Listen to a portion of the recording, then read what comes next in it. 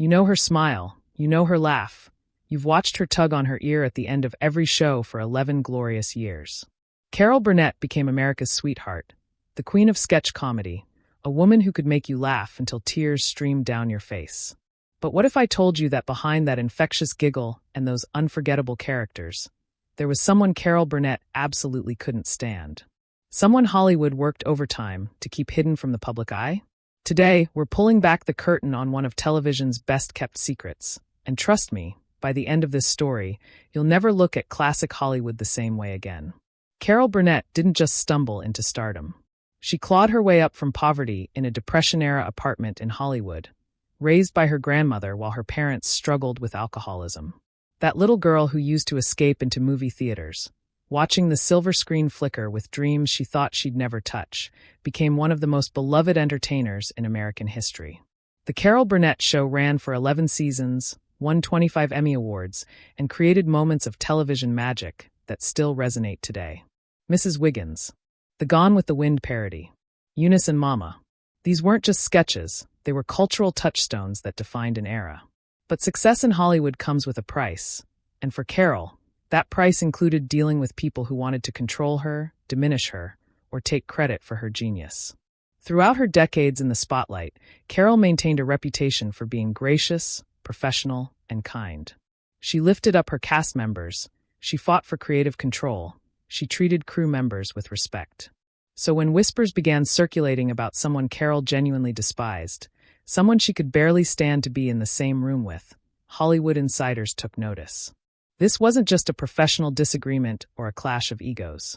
This was personal, deep-seated, and carefully hidden from public view. The entertainment industry has always been masterful at crafting narratives. Studios employ entire teams dedicated to managing public perception, smoothing over conflicts, and ensuring that beloved stars remain beloved. In Carol's case, the machine worked overtime. Network executives, publicists, and even fellow performers participated in a collective effort to ensure that the public never knew about this particular feud. Why? Because exposing it would have shattered illusions, damaged reputations, and potentially destroyed the carefully constructed image of an era when television was supposed to be wholesome, family-friendly, and free from the kind of drama we expect today. Let's talk about power dynamics in 1960s and 1970s television. When Carol launched her variety show in 1967, she was breaking barriers. Variety shows were dominated by men like Ed Sullivan, Dean Martin, and Red Skelton. Female performers were guests, sidekicks, eye candy, but rarely the star, the boss, the creative force. Carol didn't just want to perform, she wanted control. She negotiated ownership of her show, creative approval, and final say on sketches. This was virtually unheard of for a woman at that time. And it made her powerful, but it also made her threatening to people who believed women should know their place. The person Carol Burnett truly hated understood power too. This individual wielded influence in ways that weren't always visible to viewers at home, but were painfully obvious to anyone working in the industry. They had connections, leverage, and a willingness to use both to get what they wanted. They represented everything Carol had fought against her entire career. The gatekeepers who decided who deserved success, who controlled opportunities, who believed that talent was less important than playing the game. Carol had never been good at playing the game. She believed in hard work, genuine talent, and treating people with dignity. When those values collided with someone who operated by entirely different rules, the result was explosive. Now, you might be wondering why this feud stayed hidden for so long. In today's world of social media, leaked emails, and tell-all interviews, it seems impossible that a secret this juicy could remain under wraps. But remember, this was a different era. Celebrities didn't have direct access to their fans through Instagram or Twitter. Information flowed through carefully controlled channels, studio-approved interviews, sanitized press releases, and entertainment journalists who often traded access for discretion. If Carol didn't want to talk about something, and if the networks didn't want it discussed, it simply wouldn't become public knowledge. The unspoken rule was simple: protect the brand, protect the show, protect the illusion. The tension began slowly, like a crack in a foundation that starts small but eventually threatens the entire structure. At first, there were subtle signs: a clenched jaw during a meeting, a terse response to a question, a deliberate avoidance at industry events. People who worked closely with Carol noticed changes in her demeanor when this person's name came up. The warmth would drain from her eyes. Her trademark laugh would fall silent. She would become focused, almost rigid, as if preparing for battle. These weren't the reactions of someone dealing with a minor annoyance. This was genuine animosity, the kind that comes from profound betrayal or fundamental moral opposition. What made this situation particularly complex was that Carol couldn't simply walk away. Success in Hollywood often means being forced to interact with people you'd rather never see again. There are award shows, industry events, charity functions, and professional obligations that require civility even when you're seething inside. Carol had to smile for cameras, make polite small talk, and maintain the illusion that everything was fine while internally she was dealing with someone who represented everything she found reprehensible. That kind of sustained performance, pretending day after day, takes a toll. And those close to Carol saw that toll, the exhaustion, the frustration, the occasional moment when the mask would slip and genuine anger would flash across her face. The reasons behind Carol's hatred were multifaceted. On one level, there were professional disagreements, conflicts over creative direction, arguments about how the show should be run, disputes about who deserved credit. But it went deeper than that. This person had allegedly undermined Carol behind the scenes, spreading rumors, questioning her abilities, working to diminish her authority. In an industry where reputation is everything, these actions weren't just annoying, they were dangerous. They threatened Carol's livelihood, her legacy, and the future she was trying to build not just for herself, but for other women who would come after her. There were also personal betrayals involved, trust broken in ways that couldn't be repaired. Carol had a tight inner circle, people she considered family, collaborators who had been with her from the beginning. When someone violates that sacred space, when they exploit personal information or use private moments for their own gain, the damage is irreparable. Carol was someone who valued loyalty above almost everything else. She stood by her cast members, defending them against network interference and fighting for their contracts.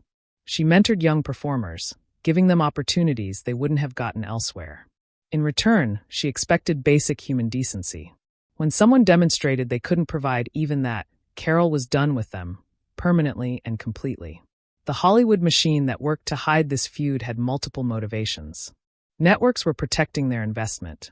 The Carol Burnett show was a ratings juggernaut, a reliable moneymaker in an uncertain industry. Any controversy that might damage the show's appeal was seen as a threat to profits.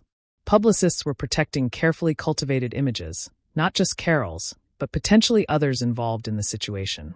And Carol herself participated in the silence, not because she was afraid, but because she understood that some battles aren't worth fighting publicly, especially when winning might mean destroying the very thing you've worked so hard to build. Let's consider what was happening in Carol's life during the peak of these tensions.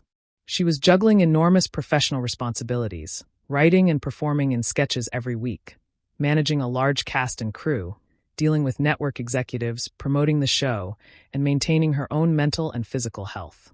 On top of that, she was navigating personal challenges, her struggles with her parents' alcoholism, her own marriage difficulties, the pressure of being a working mother in an era when that was still controversial. Adding a toxic professional relationship to that mix wasn't just unpleasant, it was potentially dangerous to her well-being. The specific incidents that fueled Carol's hatred were numerous, though many remain known only to those directly involved.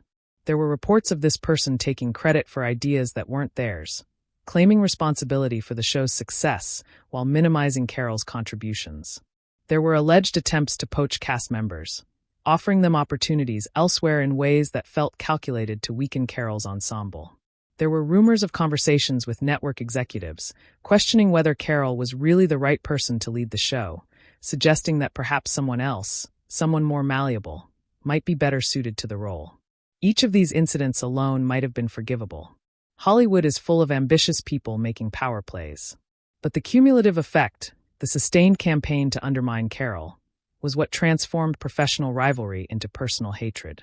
Carol had spent her entire career proving that she belonged, that she was talented enough, tough enough, smart enough to succeed in a business designed to exclude people like her. Having to fight that battle all over again, not against strangers but against someone within her own professional circle, was exhausting and infuriating. The impact on the Carol Burnett show itself was significant, though viewers at home rarely noticed. There were episodes where tension was palpable to those who knew what to look for. Sketches that felt forced, moments when Carol's performance seemed slightly off. The cast and crew, many of whom were aware of the situation, worked overtime to maintain the show's quality and protect Carol from additional stress. Harvey Korman, Tim Conway, Vicki Lawrence, these weren't just performers, they were Carol's allies, her protection squad, people who understood what she was dealing with and did everything they could to support her. Behind the scenes, there were meetings where Carol had to advocate for herself in ways that shouldn't have been necessary. She had to defend creative decisions, justify changes, push back against suggestions that she knew weren't made in good faith. She had to be constantly vigilant, always aware that someone was looking for opportunities to undermine her authority. This wasn't the collaborative, joyful, creative environment she had envisioned when she started the show. It was a battlefield, and Carol was fighting a war on multiple fronts. The toll this took on Carol's mental health was something she rarely discussed publicly, but those close to her saw the signs. The stress of maintaining a facade, of being on all the time, of never being able to fully relax because there was always another event, another obligation, another situation where she might encounter this person she despised. Carol was naturally gregarious, someone who drew energy from performing and connecting with people. But this situation drained her, forcing her to expend emotional energy on maintaining boundaries and protecting herself rather than focusing purely on her craft. There were moments when Carol considered walking away from it all. Despite the success, despite the accolades, despite everything she had built, there were times when the toxicity of dealing with this person seemed like too high a price to pay. Friends and family would later reveal that Carol had conversations about ending the show earlier than she did, about stepping back from the spotlight, about finding peace away from the industry that had given her so much, but also demanded so much in return. That she ultimately chose to continue, to not let this person drive her away from something she loved, speaks to Carol's incredible strength and resilience. The broader context of Hollywood in this era is important to understand. The entertainment industry has always had a dark underbelly, power imbalances, exploitation, toxic behavior excused or ignored because someone was talented or profitable. Carol's experience wasn't unique, but her position as a powerful woman navigating these dynamics was relatively rare. She couldn't just be victimized silently. She had a platform, influence, and resources. But using those things meant risking the careful balance she had achieved, potentially turning a private conflict into public scandal that could damage everyone involved, including innocent cast and crew members whose livelihoods depended on the show's success. As years passed, the situation evolved but never fully resolved. This person's influence in the industry waxed and waned.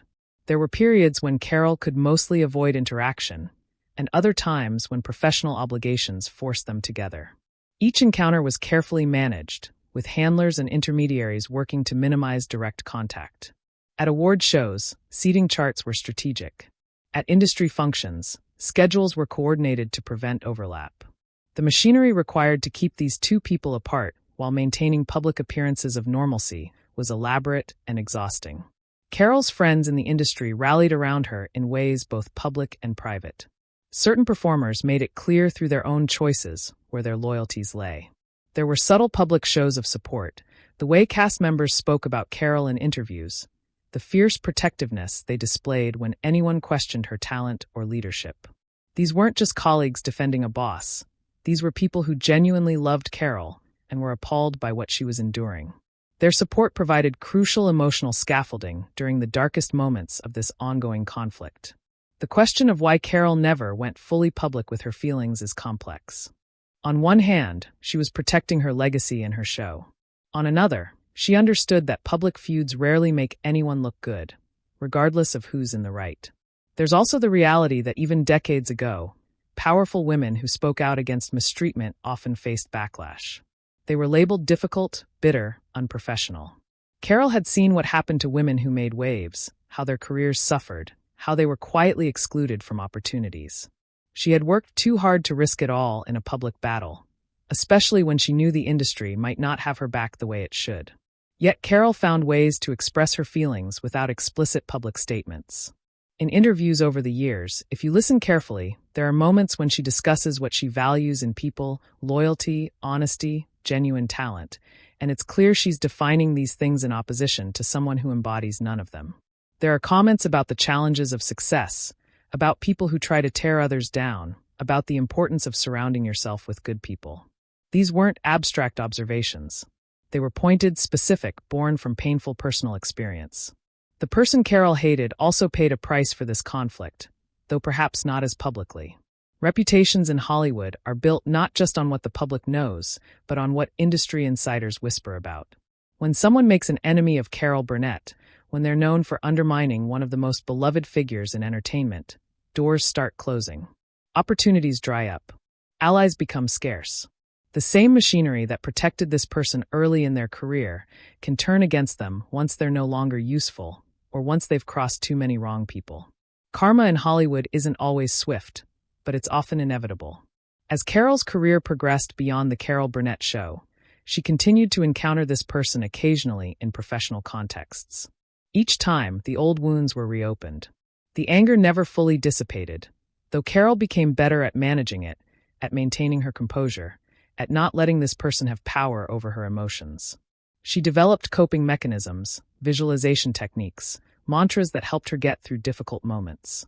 She relied on her support system, calling friends before and after encounters that she knew would be challenging. She protected herself in ways she had learned were necessary. The legacy of this hidden hatred extends beyond just Carol and this other person.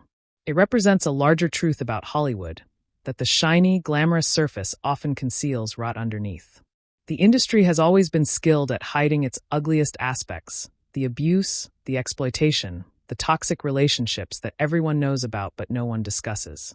Carol's experience, while specific to her circumstances, reflects patterns that countless others have endured. The difference is that Carol had enough power to protect herself to some degree, enough agency to make choices about how she responded. Many others haven't been so fortunate.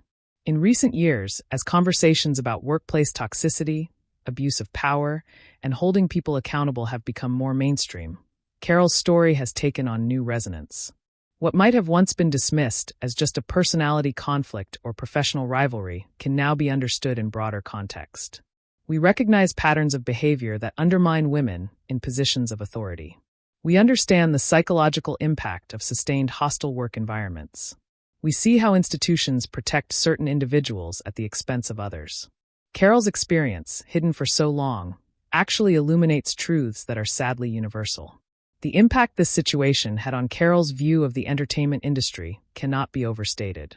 Someone who started with starry-eyed dreams and genuine love for performing was forced to develop a more cynical, guarded perspective. She learned that success doesn't protect you from cruelty, that talent doesn't insulate you from politics, that even when you reach the top, there are always people trying to pull you down. These lessons made her wiser but also sadder, more cautious about who she trusted, more aware of the darkness that lurks behind Hollywood's glittering facade. Carol's response to this situation also reveals her character in profound ways. She didn't become bitter or vengeful. She didn't wage a public campaign to destroy this person's career. She maintained her professionalism, continued to do extraordinary work, and found ways to thrive despite the toxicity. This takes remarkable strength and self-control. Lesser people might have lashed out, burned bridges, turned the conflict into public spectacle. Carol chose a different path, not because she was weak, but because she understood that her legacy would be defined by her work and her character, not by her feuds. The cast and crew of the Carol Burnett show who witnessed this situation learned valuable lessons about navigating Hollywood. They saw how Carol handled adversity with grace, how she protected herself without becoming cruel, how she maintained standards even when others around her behaved poorly. Many of them carried these lessons into their own careers, becoming advocates for healthier work environments, supporting colleagues facing similar challenges, speaking out when they saw unfair treatment. Carol's example, though born from painful circumstances, created positive ripple effects throughout the industry. There's something particularly painful about hating someone in an industry built on relationships and collaboration. Carol couldn't just avoid this person and go about her life. She had to continue operating in spaces where they might appear, working with mutual acquaintances, navigating the intricate web of Hollywood connections where everyone knows everyone. This required constant emotional labor, the exhausting work of managing feelings, maintaining boundaries, and protecting herself while still remaining open and warm with the many people she did trust and care about.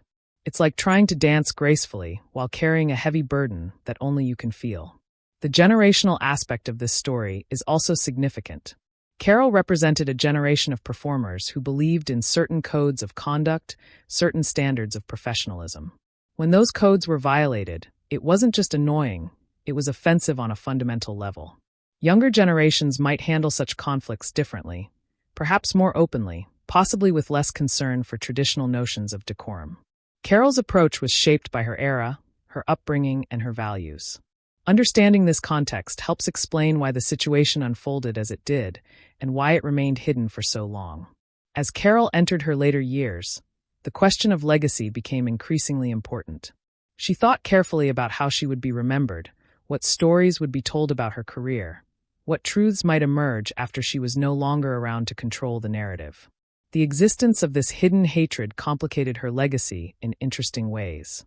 On one hand, it humanized her, showed that even beloved icons experience conflict and anger. On the other hand, it risked overshadowing her genuine achievements, potentially reducing her story to gossip and scandal rather than celebration of her artistry and impact. The decision to keep this hatred private was ultimately about control. Carol understood that once a story becomes public, you lose the ability to shape it. Media coverage, public opinion, retrospective analyses, all of these take on lives of their own. By keeping the situation private, Carol maintained agency over her own narrative. She decided what people knew when they knew it and how it was framed. This control was precious to someone who had spent so much of her career fighting for autonomy and self-determination. Giving that up to expose someone she hated simply wasn't worth it. It's worth considering what might have happened if Carol had gone public with her feelings during the height of her career. Would the public have supported her? Would the industry have rallied to her defense? Or would she have been labeled difficult, bitter, unable to work with others? These questions don't have clear answers, but they highlight the impossible position successful women often find themselves in. They're expected to be gracious and accommodating while simultaneously standing up for themselves. They're supposed to be strong but not aggressive, confident but not arrogant, self-protective but not difficult. Carol navigated these contradictions as well as anyone possibly could, but the very fact that she had to navigate them at all reveals the unfairness of the system. The few people who knew the full truth about Carol's hatred carried that knowledge carefully. They understood they were trusted with information that could be damaging if revealed. Many of them kept that trust for decades, respecting Carol's privacy and her reasons for maintaining it. This loyalty speaks to the kind of relationships Carol cultivated, people who valued her enough to protect her, who understood that some secrets are worth keeping, who believed that her well-being was more important than any potential gain from revealing what they knew. As media evolved and the entertainment industry changed, the question of when and how this story might emerge became more pressing. Carol had to consider whether she wanted to address it in her own memoirs or interviews, or whether she would leave it for others to discover and discuss after she was gone. The rise of unauthorized biographies, investigative journalism, and social media made it increasingly difficult to keep secrets truly hidden. Carol had to balance her desire for privacy with the reality that someone, eventually, would likely expose at least parts of this story. The broader implications for understanding Carol Burnett's career are significant. Knowing that she achieved what she did while dealing with sustained hostility from someone in her professional circle makes her accomplishments even more impressive. She wasn't just breaking barriers and creating groundbreaking television. She was doing it while fighting battles most people never knew existed, maintaining excellence while under attack, building a legacy while someone actively tried to tear it down. This context transforms our understanding of her resilience, determination, and sheer strength of will. The Hollywood that hid Carol's hatred is the same Hollywood that has hidden countless other stories of conflict, abuse, and toxicity. The mechanisms are well established: the non-disclosure agreements, the carefully worded statements, the publicists who spin narratives, the journalists who trade access for favorable coverage, the unspoken understanding that certain things simply aren't discussed. Carol's story is unique in its specifics but entirely typical in its structure. It represents how the industry has always operated, protecting itself and its valuable assets even when that means covering up behavior that should be exposed. In the final analysis, Carol Burnett's hidden hatred reveals as much about Hollywood as it does about her. It shows how success doesn't protect you from cruelty, how power can be wielded in destructive ways, how women especially must navigate impossible standards and expectations. It demonstrates the exhausting labor of maintaining public personas while dealing with private pain. And it highlights the costs of fame, the price paid by those who entertain us, make us laugh, and seem to have perfect lives, but are actually fighting battles we never see. Carol gave us so much joy over her decades in entertainment. Understanding what she endured to provide that joy makes her legacy even more profound and her strength even more admirable.